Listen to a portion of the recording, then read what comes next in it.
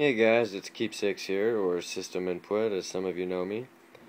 I just went to the store today to pick up a new heatsink for my CPU, and I was looking for the best I could possibly get, and I picked up the Cooler Master V10. It supports the i7, i5, i3, and AM3. It's a beast of a heatsink, I gotta say that. And if you're thinking about picking one up, I definitely recommend this, although that's only if you're having heat issues, and you need to measure it first, because this bad boy is huge. Now, I already installed it. When I was trying to take it out of the package, it was in there really tight, so that was very, very good packaging. I had to flip it upside down and then carefully take it out. Now the mounting brackets, the menus, and the screws and whatnot are all in here. This bracket, I assume, is for the AM3. The bracket I used has 3 notches on it. I'm assuming that they're for the i3, i5, and i7.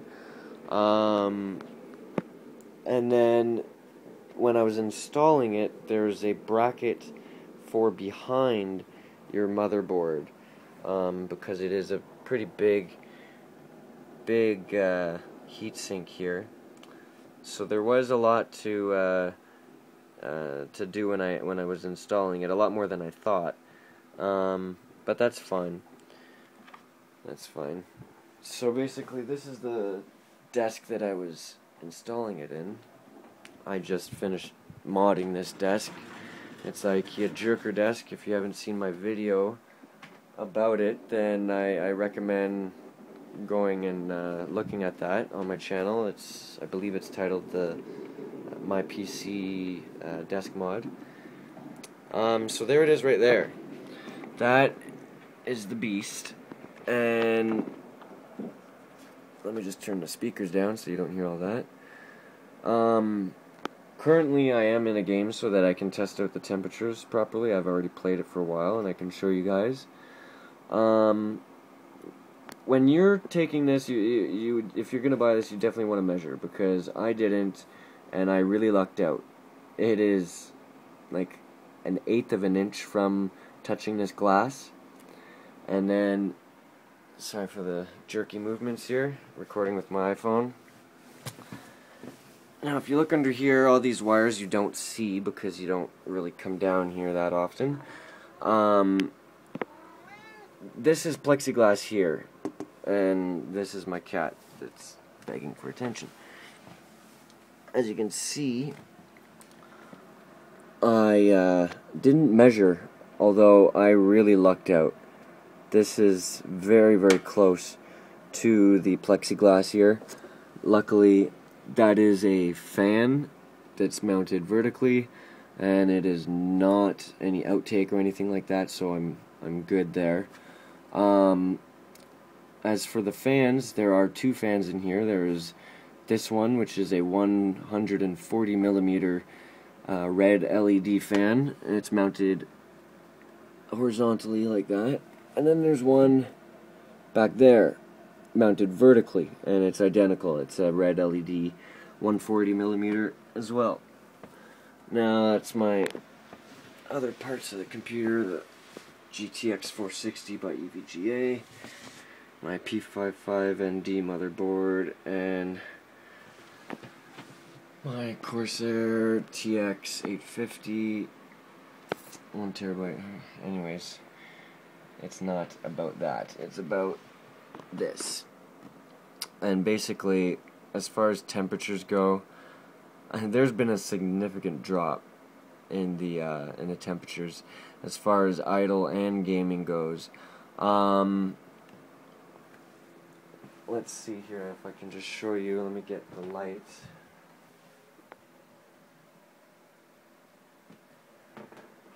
So when I'm at idle, it's running at about 30 Celsius, that is, for all you Americans out there. Catch up, will ya? No. So my GPU in-game running in-game, and I was literally just gaming for quite some time. So it's at 55 Celsius, and I got 50 frame rates, 50 to 60 frame rates. That's pretty good. Although, that does not cool down my GPU, as some of you are probably saying. Bashing on your keyboards at the comment center right now, but, no, the CPU is running at about 52, 53, as you can see right there. And in case you don't believe my G19 LCD there, I can show you my CPU usage there. All 4 cores are running at 53, sorry. And my GPU is running at 55. So it is matching my GPU's temperature, which I'm very happy about right now, because before, without this, and with the poor circulation I have built in here right now, I'm still modding the desk. Still haven't done the circulation.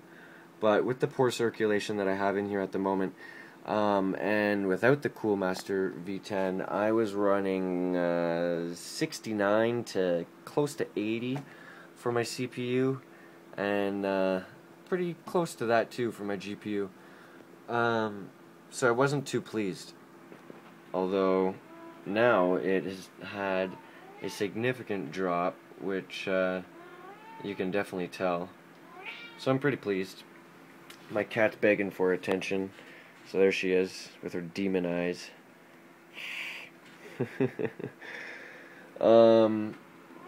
But yeah, I definitely recommend picking this up if you're looking for one. Like I said, you should look up the measurements for it, make sure it will fit, and when you are mounting it, I had a bit of an issue. I had to completely remove my motherboard, completely, well, I took my motherboard out. I took the Cooler Master, the V10, I flipped it upside down, because otherwise it would have been a two-man job. Maybe if you're in a modern case, it might work, if you're just holding it up with the one arm and then you can reach around the other way, but since I don't have my bottom here is completely solid, I have to actually take my motherboard out and fiddle with it. So if you're similar to this situation, I took the Cooler Master V10, flipped it upside down, put my motherboard on it upside down, and then I could put the mounting bracket on, and then I could tighten it, and then I can place it back where it belongs. Otherwise, it was like I said, it would take a two-man to 4 arms to do that. Sorry for the ladies watching. But yeah, I definitely recommend it, and that is the Cooler Master V10. Like I said, it supports the i7, i5, i3, and AM3.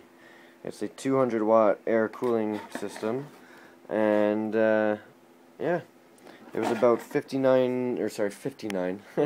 I wish. It was about $95. I had them backwards there. It was on sale. Regularly about $110 to $130, depending on the stores you go to. But yeah, it's pretty good, and it's definitely cheaper than having to go liquid cooling. Less maintenance too. That's the main reason why I did it. I was gonna go liquid cooling, but I figured I'd do it that route. Plus, I have enough room back here for a second PC once I get my start button, because I don't have my start button right now, so I have to have those wires there. But yeah, I hope you like it, and if you're looking for a new heatsink for your CPU, I hope this one helped you out. So until later, guys, talk to you later.